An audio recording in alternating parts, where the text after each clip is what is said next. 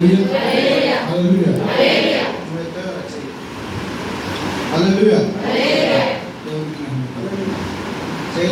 ఎడతానే కూర్చున్నాడు గోడకాన్ని ముందు చెప్పాను గోడ కానుకోతుంది భాష ముందు చెప్పు నిద్రపోతుంది. సరే దేవుడు తన కృపను బట్టి పోయిన ఆదివారం నేను ఇక్కడ సాయంకాలం ప్రయాణం వెళ్ళాను. నా ప్రయాణం ఎంతో తోడుగా ఉన్నాడు. నాది ఆర్ఎస్ టికెట్ కన్ఫర్మ్ అవ్వాలి, కూర్చొని వెళ్ళాలి. 19-21 గంటలు కూర్చొని వెళ్ళాలి.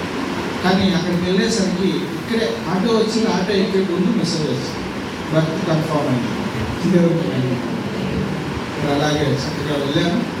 భయంకరమైన వేడు అక్కడ ఉండలేకపోయాను. నేను వెళ్ళవలసిన పని ఆల్మోస్ట్ దేవుడు సమకూర్చారు. తిరిగి రావడానికి టికెట్ లోపల బస్సులో ట్రైన్లో ఫ్లైట్ చూస్తే అప్పుడప్పుడు రావాలంటే 6,000. ఎందుకులని చీప్గా రావచ్చు అని ప్లాన్ చేసి బస్సులు బ్రేక్ డౌన్ చేసుకుంటూ వచ్చాను. వడోదర నుంచి పూణే వచ్చాను. పూణే నుంచి హైదరాబాద్ బస్సులో వచ్చాను. 2 బస్సులు 12 గంటలు 24 గంటలు.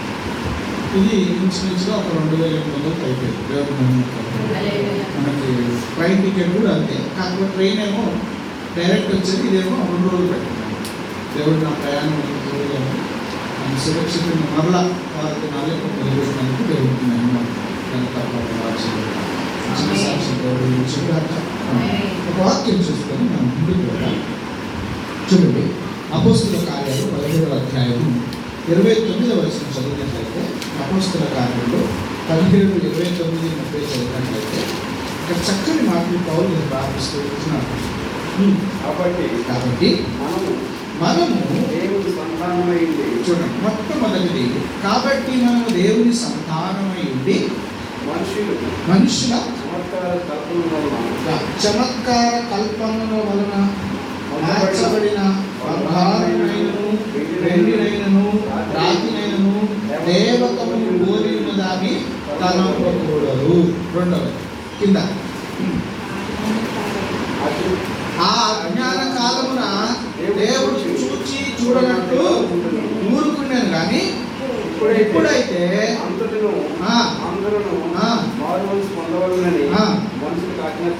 దేవునికి మహిమ కలుగుతుంది.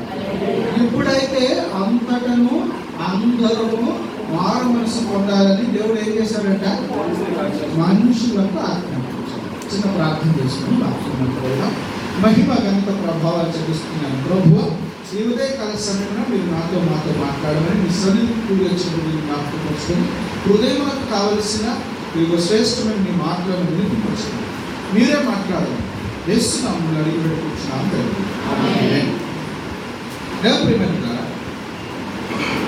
ఇక్కడ ఏమంటున్నాడంటే, కాబట్టి మొట్టమొదటిగా మనం గుర్తుంచుకోవాల్సిన ఒక మాట, కాబట్టి మనము దేవుని సంతానం.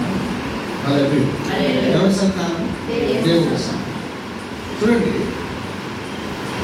భూలోకంలో మనకు అనేకమైన గోత్రాలు ఉన్నాయి కదా, అనేకమైన కులాలు, మతాలు, ప్రాంతాలు, వర్ణ వర్గ భేదాలు చాలా ఉన్నాయి మనుషుల మధ్య.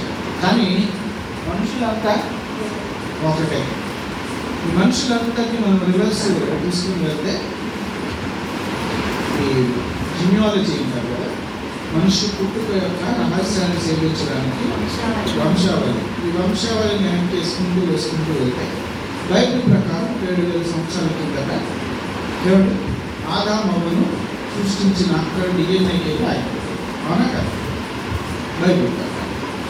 సైన్స్ ఏం చెప్తుందంటే, మొదట మనుషుల్లో పెద్ద విస్ఫోటనం జరిగి ఆ విస్ఫోటనంలో నుంచి భూమి ఏర్పడి, ఆ భూమిలో నుంచి నీళ్ళలో నుంచి చిన్న క్రిములు ఆగే బ్యాక్టీరియా చేపలుగా మారి, ఆ చేపలు భూమికి వచ్చి కొండలుగా మారి, ఆ కొండలు కాస్త కోతులుగా మారి, ఆ కోతులు కాస్త తోకలు తగ్గుకుంటూ వచ్చి మనిషి అయ్యాడని డాల్ఫిన్స్ థియరీ చెప్తారు. ఇది మన బుక్కుల్లో బయటికి చదివిస్తారు. సరే, కొన్ని డాల్ఫిన్ థియరీ సిద్ధాంతం కరెక్ట్ అంటే ఆయన చెప్పిన వరకు అందరూ కరెక్టే ఉన్నారు. కానీ తీరు ఆయన చనిపోయే ముందు ఆయన స్వయాన రోగస్తులై హాస్పిటల్లో ఉన్నప్పుడు అక్కడ ఉన్న సిస్టర్ చెప్పిన మాట ఏంటంటే, ఆమె రోగస్తున్నప్పుడు ఆయనకు దేవుని వాక్యం చెప్పినప్పుడు ఆయన కన్నీళ్ళు విడుస్తూ కదా ఆయన చెప్పింది ఏంటంటే నేను చెప్పిన సిద్ధాంతము తప్పు. దేవుడు మొదట మనుషులనే సృష్టించాడు. ఇదే మాట సర్వమత గ్రంథాలు పోషిస్తున్నాయి కదా. హిందూ మతం చెప్తుంది కదా, ఓం అనే శబ్దం నుంచి మనుషులు వచ్చారు కదా. ఇప్పుడు మనము ఖురాన్ని ప్రామాణికంగా తీసుకోవాలి, ఎందుకంటే అది మన తర్వాత వచ్చింది. అది మన కాపీ, బైబిల్ యొక్క కట్ పేస్ట్, దాన్ని మనం ప్రామాణికంగా తీసుకోవాలి. అందులో కూడా అదే ఎప్పుడైతే అల్లా శబ్దం చెప్పాడో శబ్దంలో నుంచి మనిషి వచ్చాడు, నీళ్ళలో నుంచి మనిషి వచ్చాడు అయితే ఇప్పుడు మనము వాక్యంలోకి వచ్చినట్లయితే వాక్యం ఏం సెలవుస్తుందంటే మనుషులందరూ అంటారు. ఎవరు కాబట్టి ఎవరంటారు? మనుషులందరూ. కాబట్టి మనము దేవుని సంతానమై ఉండి, అవునా కదా, నువ్వు దేవుని సంతానమై ఉండి ఏం చేయకూడదు అనేది ఆ పక్కలేం చెప్తాను. ఏమంట? మనుషుల చమత్కార కల్పనము. ఏమంటారు? అసలు ఎంత చక్కని పదం వాడారు చూసారా? ఎంత చక్కని పదాన్ని వాడారు చూడండి. ఏమంటున్నాడు? చమత్కార కల్పనలు. హల్లెలూయా, హల్లెలూయా కదా. For so much then as we are the offspring of God, we ought not to think that God is like unto gold or silver. దేవుని మహిమ కలుగుతారు. చూసారా ఏమంటున్నాడు? చమత్కార కల్పనల వలన మలచబడిన, ఏది పడిన మలచబడిన ఏంటి పెట్టాలి? బంగారం. ఈ బంగారం ఏమిటంట? చమత్కారమైన కల్పన. కల్పన అంటే ఏంటి? ఊహ, ఊహించుకోవడం. ఒక ఇమాజినేషన్ని కల్పన అంటారు. అర్థమైందా? కల్పన అంటే ఇప్పుడు ఒక రాయి ఉందనుకోండి. మొన్న మన పైన చర్చిలో పైన రూమ్ కట్టినప్పుడు బండలు వేసాం, అవునా? ఆ బండలు తెచ్చినప్పుడు ఎలా ఉన్నాయి? 9 బాగున్నాయి, 10 ఫీట్లు 8 ఫీట్లు బాగున్నాయి. కానీ దాన్ని మనం చూసినప్పుడు ఏమనిపిస్తుంది? అరే బండ ఎక్కువైపోతాయి అనిపిస్తుంది. కానీ తీరా ఆ బండ్లు వచ్చి వాటిని లెవెల్లో కట్ చేసుకునేస్తే బండలు తక్కువ పడ్డాయి, అవునా కదా? ఈ బండలు సరిపోవని ఆ రోజు చెప్పాడు. మనకెంత తెలుసు? ఎక్స్పీరియన్స్. వాడు ఊహ, వాడు ఒక లెక్క వేసుకున్నాడు, బ్రెయిన్లో ఒక ఇమాజినేషన్ వేసుకున్నాడు. ఇది ఇంత ఉంది, ఇంత వెళ్ళట్టుంది, ఇంత పొడుగు ఉంది, ఇంత సరిపోతుంది, చాలు సరిపోతుంది, అవునా కదా? అలాగే గోడలు కోసిపోయి ఉన్నాయి అనుకోండి. నాకు శివ బ్రదర్ ఎదురు స్ట్రక్చర్ పెట్టారు, అవునా కదా? అది చూసినప్పుడు అంతకుముందు ఎలా ఉంది? సిమెంట్ కలర్లో. ఇప్పుడు ఎలా ఉంది? అవునా కదా? దానికి ఒక ఊహ, అవునా కదా? ఆయన దాని మీద ఒక డిజైన్ వేశారు. ఏం డిజైన్? అది ఫ్లవర్ డిజైన్ వేశారు. అది మనం వేద్దామంటే అసలు. కానీ ఈ డిజైన్ రావాలని ఆయన ఎక్కడ అనుకున్నాడు? మనసులో ఊహ కదా, ఒక బ్రెయిన్లో ఒక చిత్రాన్ని ఊహించుకున్నాడు. దాన్ని ఆయన చేతి ద్వారా చేసి చూపించాడు కదా. అదే సేమ్ అలాగే ఇచ్చాడు. నువ్వు డయాగ్రామ్ వేసేటప్పుడు పిల్లలు గూగుల్లో డయాగ్రామ్ వేస్తారు, యాజ్ ఇట్ ఈస్గా టెక్స్ట్ బుక్లో ఉన్నదాన్ని ఉన్నట్టు వేయాలనుకుంటారు. కానీ అట్లా వస్తుందా? కొందరు బాగా ప్రాక్టీస్ వస్తుంది, అవునా కదా? చూడకుండా ఏమంటే, అవునా కదా? నీకు వచ్చింది ఏమంటే చూడకపోయినా చక్కగా వేస్తారు, అవునా కదా? అది ఏంటది? మీ బ్రెయిన్లో ఒక ఇమేజ్ ఉంది, దాన్నే కల్పన. దేవుడికి ఏది బయటికి ఎగ్జిస్ట్గా లేకుండా బ్రెయిన్లో ఉందో దాన్ని కల్పన. ఎప్పుడైతే అది బయటికి ఒక వస్తు రూపంగా వేస్తే దాన్ని ఏమున్నాడంటే చక్కగా మలచబడిన. దేవుడికి మహిమ, అవునా కదా? ఒకప్పుడు ఇదేంటిది? ఒకప్పుడు చెక్క, ఈ టేబుల్ ఒకప్పుడు చెట్టు, అవునా కదా? ఆ తర్వాత నరకబడింది, చెక్క ముక్క అయింది. ఆ తర్వాత చెక్కలన్నీ జోడిస్తే టేబుల్. దేవుడికి మహిమ కలుగుతుంది. అదే విధంగా దేవుడు అంటున్నాడు కదా, మనుషులంట ఏ కల్పన ద్వారా? చమత్కారమైన కల్పనల ద్వారా ఏం చేశారంట? మలచబడిన బంగారం యొక్కయు వెండి అయినను రాతి అయినను దేవునికి మహిమ కలుగుతుంది. వాటిని ఇప్పుడు మనం ఏం చేస్తున్నామంటే దేవుళ్ళు దేవతలుగా దానికి మళ్ళా ఇంకొక యాడ్ చేస్తారు. ఏంటంటే ప్రతిష్ఠ. ప్రాణం లేని దానికి ప్రాణం ఎక్కడి నుంచి తెచ్చిస్తారు? అవునా కదా?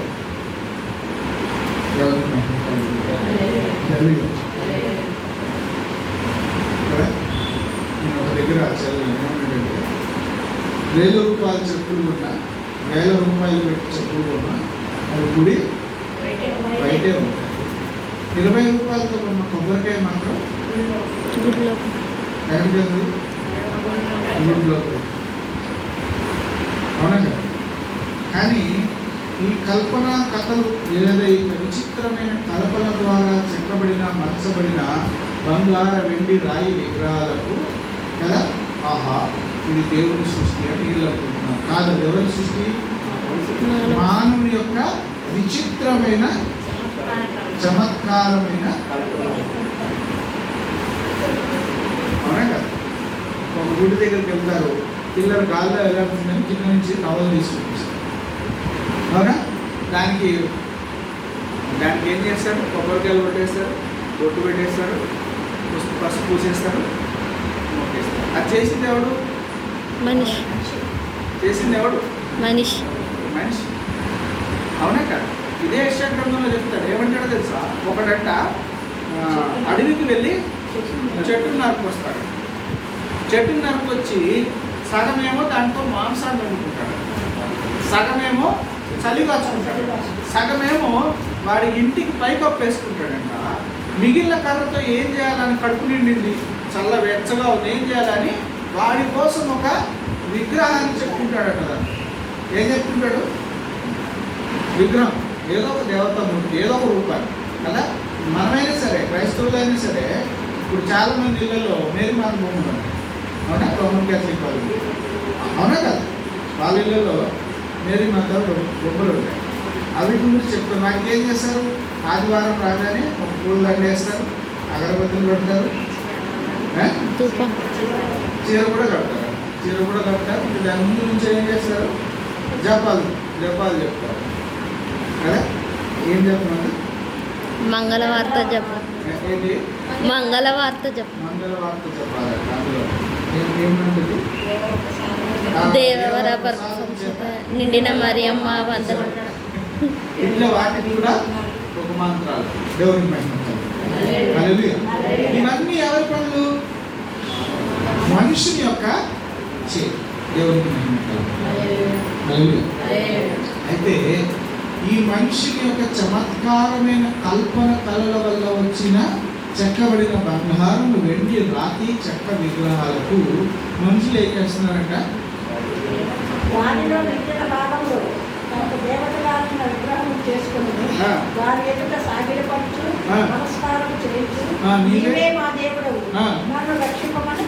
దేవునికి మహిమ కలుగును.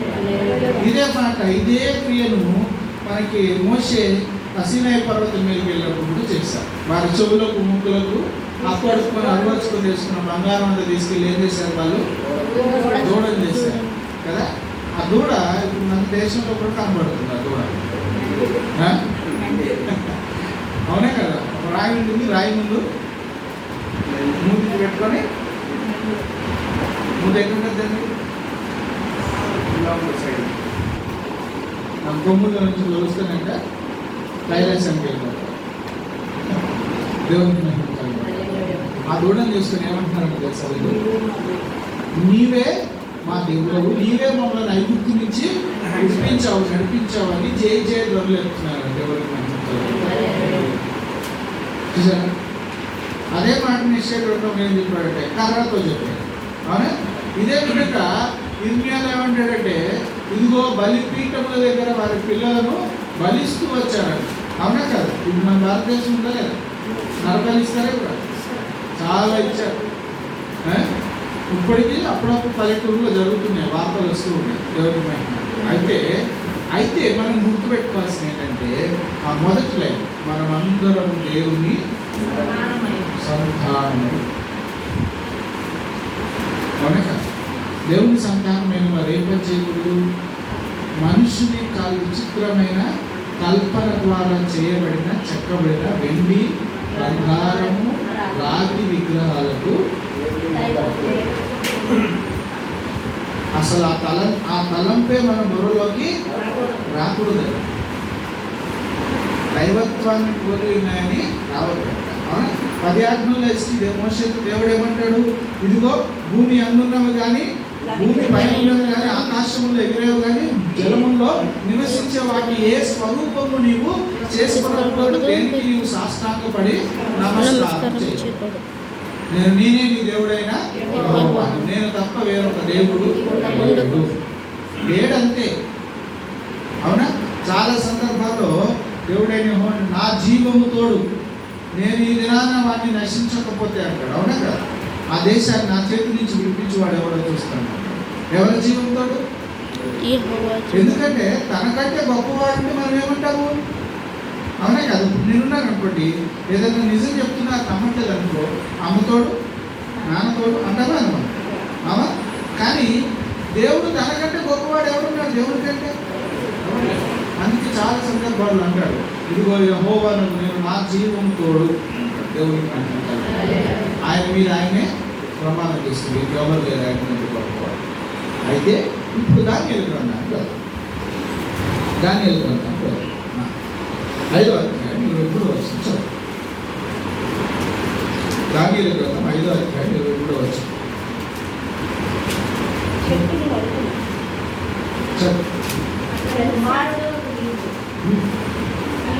దానియేలు గ్రంథము 5వ అధ్యాయం 23వ వచనం.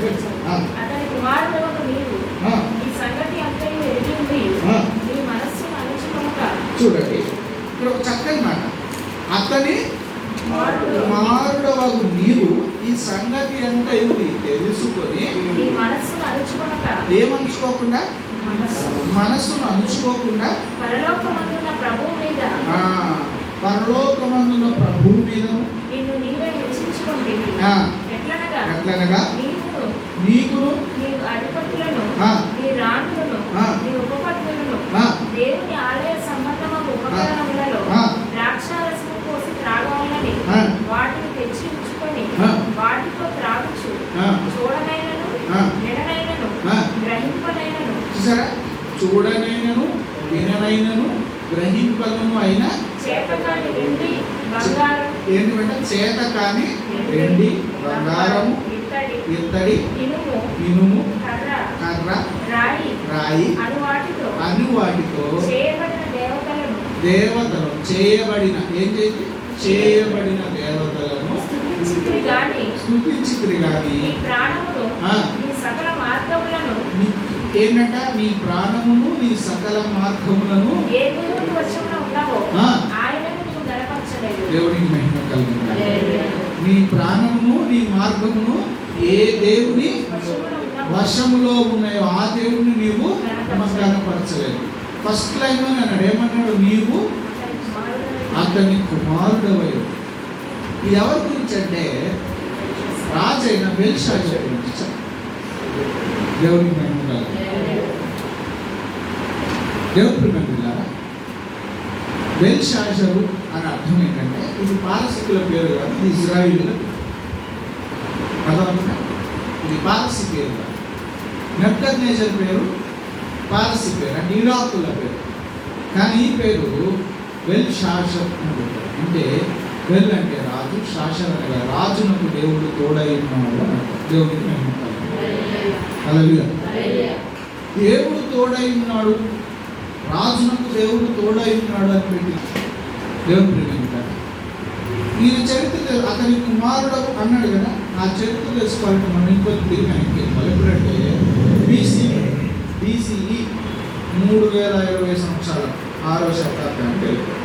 అక్కడ రాజైన నెబుకద్నెజర్ అనేవాడు ఏం చేశాడంటే ఇశ్రాయేలీల మీద దండెత్తి, బబులోను రాజైన నెబుకద్నెజర్ ఇశ్రాయేలీల మీద దండెత్తి ఇశ్రాయేల్ దేశం అంతటిని ఏం చేశాడు? ఆయన చెరబట్టుకున్నాడు కదా. యవనస్తులను, ముసలి వాళ్ళను, పిల్లలను అందరినీ చెరబట్టాడు. పనికొచ్చే వాళ్ళందరినీ ఇప్పుడు ఇరాక్ ఉంది కదా, నిన్న మొన్న ఇరాక్ ప్రధానమంత్రి హెలికాప్టర్ క్రాష్ అదే ఆ దేశము బబులోను. బైబిల్ కాలంలో దాని పేరు బబులోను. దాన్ని మధ్యకాలంలో బైబిల్ తర్వాత కాలం దాన్ని గురు అన్నారు. గురు. ఆ తర్వాత కాలంలో దాన్ని పిలిచి గ్రామ పద్ధతిలో అది ఇరాక్ అయితే ఈ ఇరాక్ దేశం ఎంత పెద్దదంటే ఆ సమయంలో ఎప్పుడు యేసు ప్రభు వారు పుట్టక 350 లేదా 6 శతాబ్దాల ముందు అది చాలా పెద్ద దేశం. మిడ్ ఆసియా దేశాన్ని అంటే ఆసియా ఖండాన్ని మొత్తం పరిపాలించినట్లుగా చెబుతుంది. ఈయన ఇస్రాయేల్ మీద యుద్ధం చేయడం, ఇస్రాయేల్లో కొందరిని చెరపట్టుకుని ఆయన దేశాన్ని తీసుకురావడం. అందులో మనకు బాగా నచ్చిన చరిత్ర మన అందరికీ తెలిసిన ఏంటంటే షడ్రక్, మేషక్, అబేద్నెగో. ఈ ముగ్గురే కనబడతారు. కానీ 4వ వాడు ఉన్నాడు కదా, ఈయనెవరు? దానియేలు. బెల్షరా ఏ పేరు?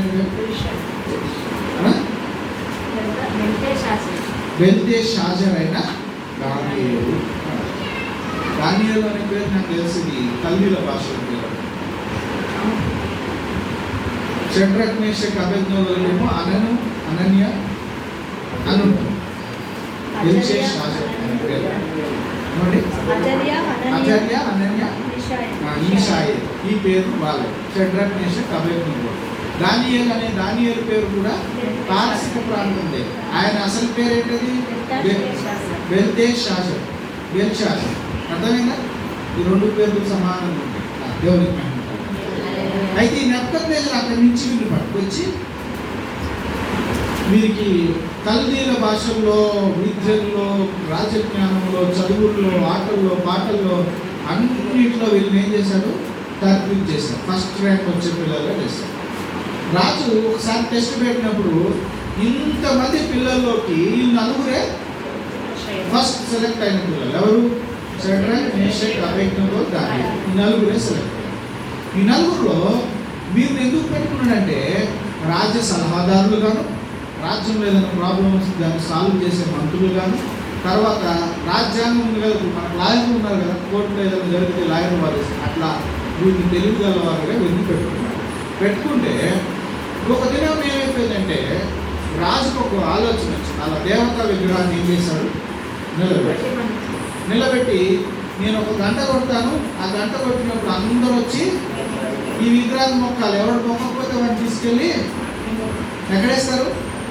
అగ్నిగుండంలో పడేస్తారు. ఆయన వీళ్ళు ముగ్గురు భయపడకుండా ఏమన్నారంటే, ఎందుకంటే వీళ్ళు అప్పటికే ఎక్కడున్నారంటే రాజు యొక్క సలహాదారు గ్రూప్లో ఉన్నారు. కానీ లేనప్పుడు వీళ్ళు అప్పటికే రాజు సలహాదారు గ్రూప్లో ఉండేసరికి వీళ్ళు మొక్కకపోయేసరికి వీళ్ళు తీసుకెళ్ళి ఏం చేశారు? అగ్నిగుండంలో పడేశారు. మామూలు అగ్నిగుండంలో పడేయలేదు, మండుచున్న అగ్నిగుండాన్ని ఇంకెన్నిసార్లు 7 రెట్లు పెంచారు. 7 times పెంచారు. 7 కర్రలు, ఒక కర్రకి 7 కర్రలు వేసి ఈ ముగ్గురిని వేసేస్తే 4వ వాడిగా దేవుడు దూత రూపంలో వారి మధ్య నుండి యేసుప్రభువు వారు వారిని కాపాడినప్పుడు వారి అంగి బట్టలకు కూడా అగ్నివాసన ఎక్కడ అది చూసినప్పుడు నెబుకద్నెజర్ అక్కడ దూరం నుంచి చూస్తున్నాడంట. అక్కడ ఉన్న పని వాళ్ళు పిలిచి అడుగుతున్నారే, మనం అగ్నిలో మంటలు ఎంతమంది వేసామంటే అది ముగ్గురున్నారు. మరి నాకు 4వ వాడు కనిపిస్తున్నాడు. తలుపు తీయగానే 4 ముగ్గురు బయటకు వచ్చారు. 4వ వాడు దేవునికి మహిమ కలుగుతారు. ఈ తలుపు తీసి ఈ ముగ్గురిని తోయడానికి వెళ్ళారు చూసారా అగ్నిగుండంలో. ఆ ముగ్గురు వీళ్ళకి తోయడానికి వెళ్ళిన వాళ్ళు కూడా కాలిపోయారు, అంత పెద్ద పట్టేశారు. కానీ ముగ్గురికి వస్త్రంలో ఉన్న ఒక నూనె పోగు అంటే ఒక దారం కూడా వాసన, అగ్ని వాసన రాదు. దేవునికి మహిమ కలుగుతారు. ఇది తెలుసుకున్న 2వ అధ్యాయంలో ఇది తెలుసుకున్న నెబుకద్నెజర్ ఏం చేశాడంటే ఆ విగ్రహాన్ని పడగొట్టించి ఏమని చాటింపేశాడంటే, ఇదిగో షడ్రక్, మేషక్, అబేద్నెగోలను ఈ జనుల దేవుడు పూజారుడు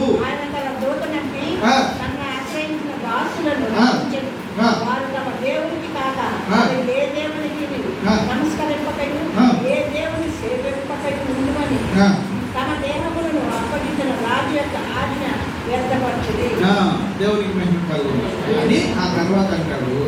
షడ్రక్, మేషక్, అబేద్నెగోలను వీరి దేవుడు తప్ప వేరే ఏ దేవుణ్ణి పూజింపకూడదు. దేవునికి మహిమ కలుగుతారు. ఆ రోజు ఆయన ఇశ్రాయేలీయులుగా లేదా ప్రభు అయిన యెహోవాని దేవుడిగా అంగీకరించిన వాడిగా దేవునికి హల్లెలూయా. చూసారా ఎంతగా ఆశీర్వదించాడంటే, ఒక దినాన్ని ఈ నెబుకద్నెజరు ఎంత ఆయన సంపాదించిన ఆస్తంతా చూసుకుంటున్నాడు. ఆస్తంతా చూసుకుని అనుకుంటున్నాడంట, ఆహా నా సౌందర్యమైన బబులోను నగరం అని ఎంత సౌందర్యంగా ఉన్నారు, నీ మేడలు ఆకాశాన్ని అంటేటట్టుగా ఉన్నాయి, ఇంత పెద్ద పెద్ద రాజభవనాలు, ఇంత రాజగుడులు ఉన్నాయి అని సంతోషిస్తూ గర్విస్తున్నప్పుడు దేవుడు వాక్యమైన ప్రత్యక్షమైంది. నీవు అన్ని ఇచ్చిన నన్ను మరిచి నీ చేతి ద్వారా సంపాదించాలని అనుకున్నావని అతను 1 సంవత్సరం కాలం పాటు మనుషుల్లో నుంచి కొట్టేశాడు. ఎక్కడికి వెళ్ళిపోయాడు? అడవి గాడిద వలె మంచుకు తడిచి, రెక్కలు ఊడిపోయిన పక్షి వలె మంచుకు గడుస్తూ, నీళ్ళకు గడుస్తూ, అడవి గాడిద వలె గడ్డి తింటూ బ్రతుకని చెప్పిస్తే 1 సంవత్సరం కాలం పాటు ఎవరికి తెలియదు ఎక్కడికి వెళ్ళాడు. ఆ గోడ మీద నుంచి కింద పడిపోయాడు. ఆ కింద పడిపోవడం ఆయన 1 సంవత్సరం కాలం పాటు కూర్చోడ్లాగా అలా. ఆ తర్వాత ఇద్దరికి ఒక కళ వచ్చింది. ఏమొచ్చింది? ఒక కళ వచ్చింది. కళ వచ్చింది. ఆ కళ భావం ఏంటో ఎవరికి తెలియదు. మనకు కూడా కళలు వస్తాయి కదా, అవునా కదా? మనలో చాలా మంది తెలిసాం, కుడికన్ను అదురు ఎడకన్ను అదురుతుందంటే మంచి జరుగుతుంది, కుడికన్ను అదురుతుందంటే అమ్మ ఏదో కీడు జరుగుతుంది, అవునా కదా? కొందరేమో అరచేతులు అరకాలు దుర్దడుతున్నాయంటే మన ప్రయాణాలునే డబ్బు ఖర్చులు ఉన్నాయి అంటారా ఉంటారు కదా. ఒక్కొక్క కళకు ఒక్కొక్కటి భావం ఏదో ఉంటుంది, కూర్చి పెట్టుకుంటారు ఆ సందర్భంలో. అట్లా ఈయనకు ఒక కళ వచ్చింది. ఆ కళ భావం ఏంటి నీకు తెలియదు. ఏమొచ్చింది? కళ వచ్చింది. ఆ కళ ఏం చూశాడంటే, ఒక పెద్ద విగ్రహాన్ని చూశాడు కదా. ఆకాశం అంటే ఎత్తుందంట ఆ విగ్రహం. దాని మెడ వరకు, తలకాయ నుంచి మెడ వరకు ఏమో బంగారంతో చేయబడింది. ఈ భుజాలు, చేతులు, ఈ రొమ్ము వరకేమో వెండితో చేయబడిందంట. ఈ పొట్ట భాగం అంతా ఏమో నడుము వరకు ఇత్తడితో చేయబడిందంట. ఈ తొడకాళ్ళేమో రాయితో చేయబడ్డాయంట. ఈ మోకాల నుంచి కిందికి ఇనుము మట్టి, ఏంటది? ఇనుము మట్టి బురద కలిసి చేయబడిందంట. ఈయనకు అర్థం కాదు ఈ కళ వచ్చింది. ఏం చేశాడు? ఆ దేశంలో ఉన్న సోది చెప్పేవాళ్ళు, మంత్రాలు చేసేవాళ్ళు, బ్లాక్ మ్యాజిక్ చేసేవాళ్ళు, ఏదే ఆంజనం వేసి చెప్తారు కదా, అది చెప్పేవాళ్ళు, తమలపాకులో చూసి ఆ తీసారు ఈ తీసారు చెప్తారు కదా, వాళ్ళను, లేకపోతే ఊరిపోయి తల ఊరుకుంటూ వాళ్ళు తీసుకొచ్చినా నాకు కొడుకు మేకంలో చెప్పారు కదా, వాళ్ళు చెప్పారు. అందరినీ కూర్చాడు కానీ ఎవరు చెప్పలేదు. ఆ తర్వాత బెల్తెషాజరు అనబడిన వాడు దేవతల ఆత్మ కలిగిన వాడు, దేవుని అని ఆయన పేరు. నన్ను తీసుకొస్తే దానియేలు వచ్చి ఆ కళను కలవాలి 2 చెప్తాడు. ఈ రాజ్యముల గురించి దేవుడు చెప్తున్నాడు. నీ తర్వాత 4 రాజ్యాలు ఉంటే ఆ తర్వాత నీకు రాజ్యాలు ఉండవు అన్నాడు. ఈ రోజు రాజ్యం ఉందా ఎక్కడైనా ప్రపంచంలో? ఎక్కడా లేదు. ఒకవేళ రాజులున్నా పరిపాలన మాత్రం ఏం జరుగుతుంది? మిశ్రమం, ఇనుము మట్టి, ప్రజల చేత, ప్రజల ద్వారా, ప్రజల కొరకు, ప్రజల వై చేయించుకున్న ప్రభుత్వాలే ప్రపంచం అంతా. రాజులు రాజ్యాధికారాలు పోయారు. దేవుని మహిమ కలుగుతారు. ఇవన్నీ పోగా చూస్తుండగా ఏమైతుందంటే, ఆకాశం నుంచి ఒక రాయి వచ్చి ఆ కాళ్ళ మీద పడితే ఆ విగ్రహం అంతా కూలిపోయిందంట. ఆ రాజ్యము యుగాలు ఉందంట. అది ప్రభు అయిన యేసుక్రీస్తు వారి రాజ్యం. దేవునికి మహిమ అని నెబుకద్నెజరుకు దానియేలు కళను, దాని భావాన్ని వివరించి అర్థమయ్యేలా చెప్పారు. దాన్ని బట్టి ఆయనకు అర్థమైంది ఏంటంటే, సర్వ భూప్రపంచానికి దేవుడైన యెహోవా సృష్టికర్త అని వారి పిల్లల్ని దేవుళ్ళు పెంచారు. అందుకే ఆయనకు బెల్తెషాజరు పేరు. చూసారా? అతని కుమారుడు అన్నాడు. అతనికి యాక్చువల్గా నెబుకద్నెజరుకి ఈయన మానవుడు. అదేనా? నెబుకద్నెజరుకి ఈయన మానవుడు. ఇంత దైవభక్తిలో దేవునిలో పెరిగిన దేవుని సేవకుడైన నెబుకద్నెజరు అని కూడా దగ్గర రాయబడి దేవునికి మహిమ. ఈయన దేవునికి సేవకుడైపోయాడు రాజు. అలాంటి వారికి పుట్టిన ఈ పిల్లోడైన బెల్షాజరు ఏం చేశాడంటే, ఈయన నెబుకద్నెజరు ఇశ్రాయేలు మీద యుద్ధం చేసి ఆ ఇశ్రాయేలు మందిరమైన ఆ దేవత మందిరంలో ఉండబడిన వెండి, బంగారము, రాగి పాత్రలు తెచ్చుకుని అన్ని దోషం అంటే కొలగొడతారు కదా, కొలగొట్టి తెచ్చి దేశంలో పెట్టుకున్నాడు. అంటే నేను ఎప్పుడు వాటిని ముట్టుకోలేదు, భయపడ్డాడు దేవుడు.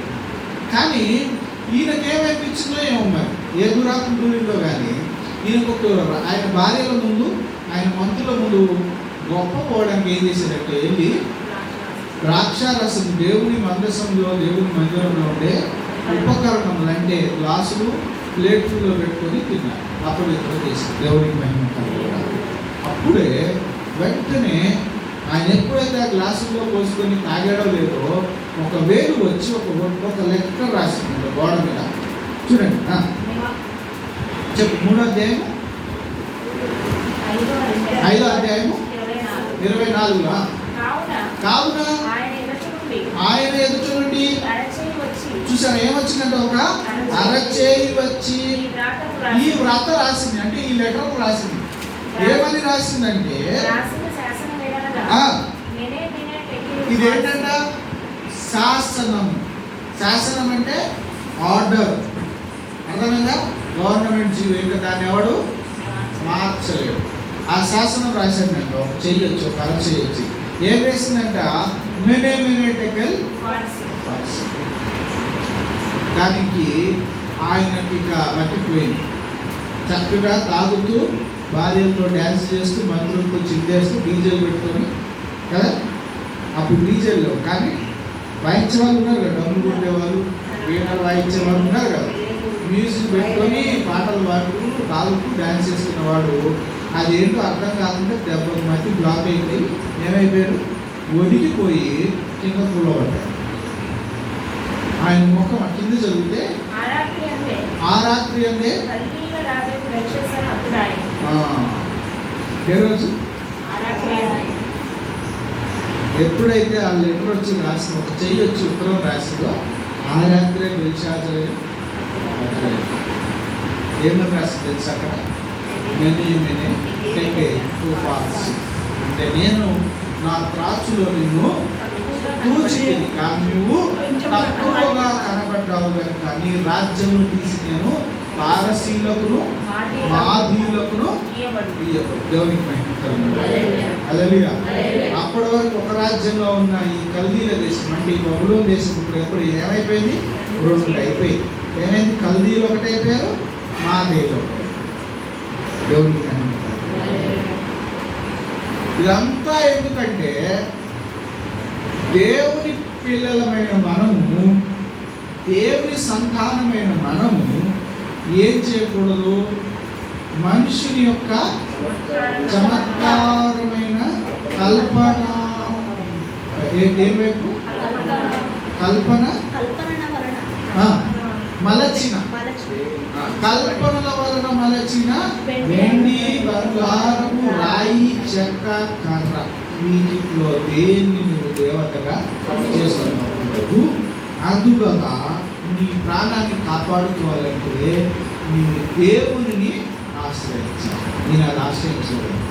అయితే దానికి అర్థం తెలియకుండా ముఖము చాలా చేసుకొని కూర్చుంటే అప్పుడు ఒకటి చెప్తాడు, నీ తండ్రి సమయంలో కూడా ఇలాంటిది ఒకటి జరిగితే దేవుని ఆత్మ కలిగిన ఒకడు ఉన్నాడు దైవజనుడు, ఆయన దావీదు, దానియేలు ఆయనను పిలువనిపిస్తున్నాడు. ఆయనకు అప్పుడు ఒక ప్రకటన చేసేస్తాడు, ఎవడైతే నాకు ఈ రాతకు అర్థం చెప్తాడో వాడికి నా సగము రాజ్యం ఇస్తాను, వానికి నా కంఠహారం ఇస్తానని ప్రామిస్ చేసేస్తాడు. చదువు. రాజులకు అతని అధిపతులకు జరిగిన సంగతి రాణి తెలుసుకొని వచ్చి రాజు చిరకాలం జీవించుగాక, నీ తలంపుని నిన్ను కలవరపరచనీయకుము, నీ మనసు నిబ్బరంగా ఉండలేము. నీ రాజ్యంలో ఒక మనుషుడు ఉన్నాడు, అతని పరిశుద్ధ దేవతల ఆత్మ. ఏ ఆత్మ కలిగి ఉన్నాడంట? పరిశుద్ధల దేవతల ఆత్మ కలిగిన వాడు.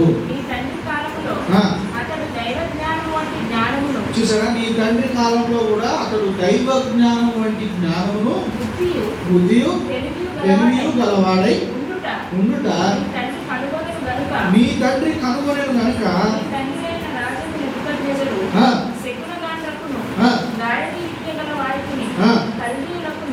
జ్యోతిష్యులకును పై అధిపతిగా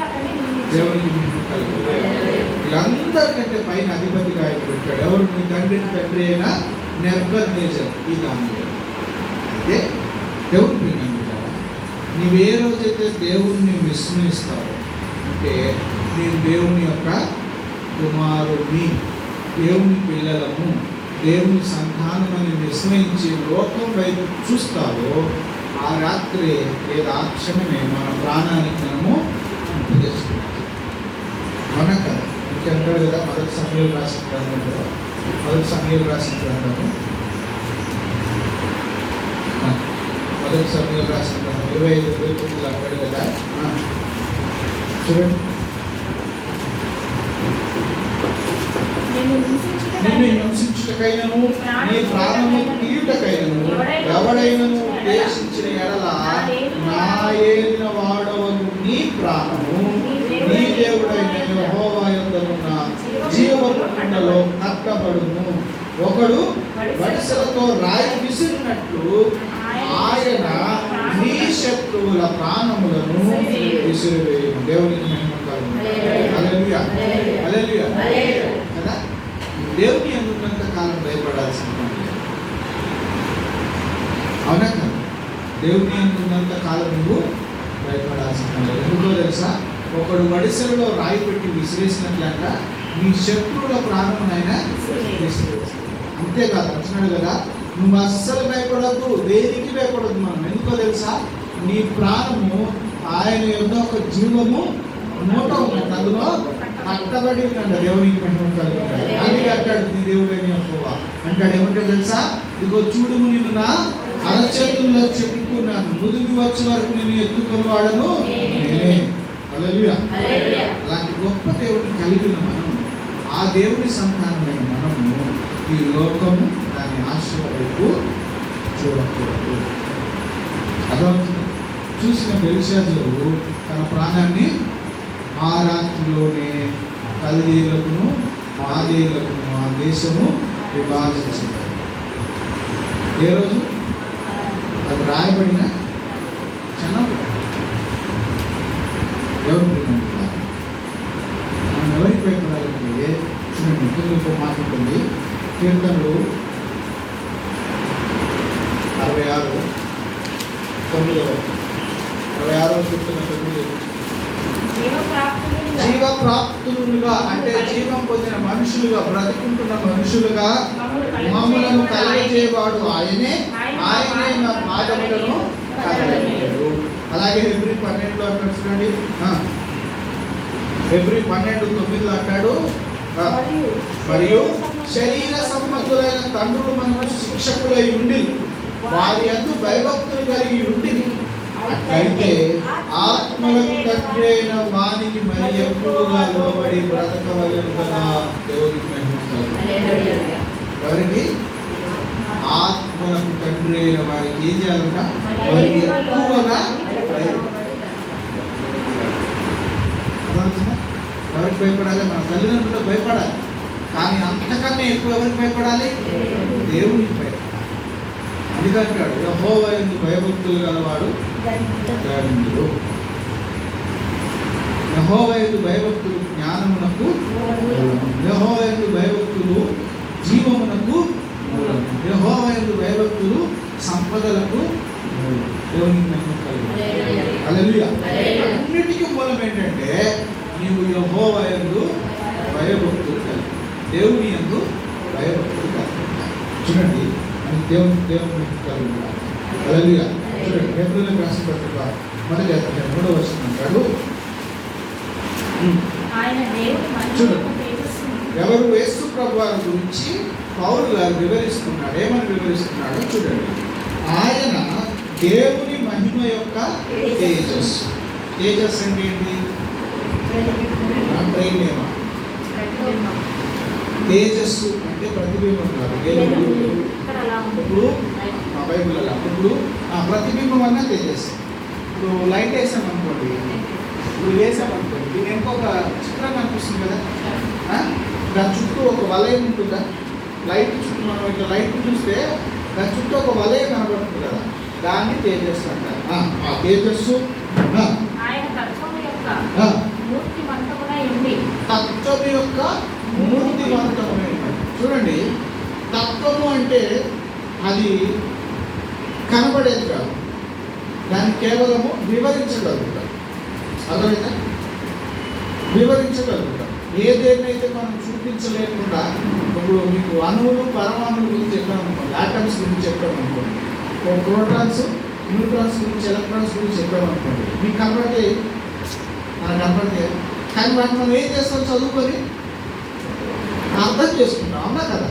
అట్లా ఆ తత్వం యొక్క మూర్తివంతం అంటే అదొక రూపంలో ఉంటే ఆ ఎలక్ట్రాన్స్ ప్రోటాన్స్ ఎలా ఒక రూపాన్ని తలుస్తాయి, అలాగే దేవుని యొక్క రూపం అంట తన మహత్తుగల మాట చేత సమస్తమును నిర్వహించుచు పాపముల విషయంలో శుద్ధీకరణ తానే చేసి దేవదూతల కంటే ఎంత శ్రేష్టమైన నామం పొందెను, వాడి కంటే అంత శ్రేష్ఠుడై ఉన్నత లోకముందు మహామహులను దేవుని కృపాక్షంగా కూర్చుండెను.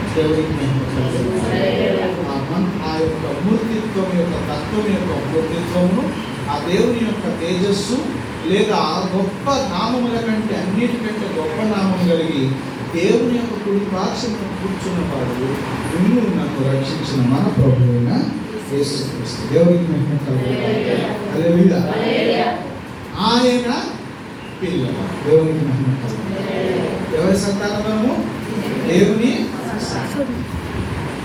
ఏం చేయకూడదంటే విగ్రహారాధన,